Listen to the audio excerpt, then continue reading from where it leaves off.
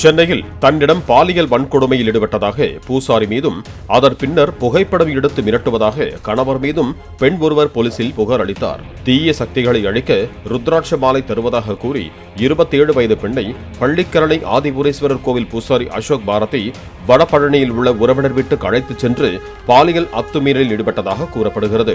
மனைவியின் சமீபத்திய நடவடிக்கையால் சந்தேகமடைந்து அவரை பின்தொடர்ந்து வந்த அந்த பெண்ணின் கணவர் இருவரையும் ஒன்றாக வைத்து புகைப்படம் எடுத்து தலா 10 லட்சம் ரூபாய் கேட்டு மிரட்டியதாக கூறப்படுகிறது.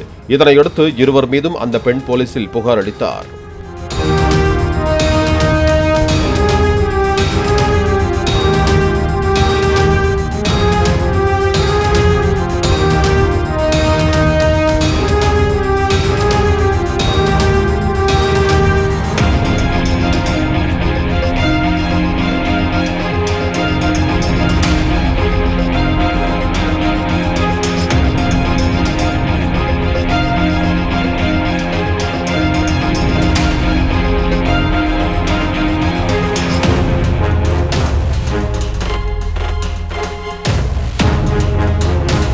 பிளே ஸ்டோர் மற்றும் ஆப் ஸ்டோரில் இருந்து பாலிமர் செயலியை QR கோடு மூலம் பதிவிறக்கம் செய்யுங்கள்.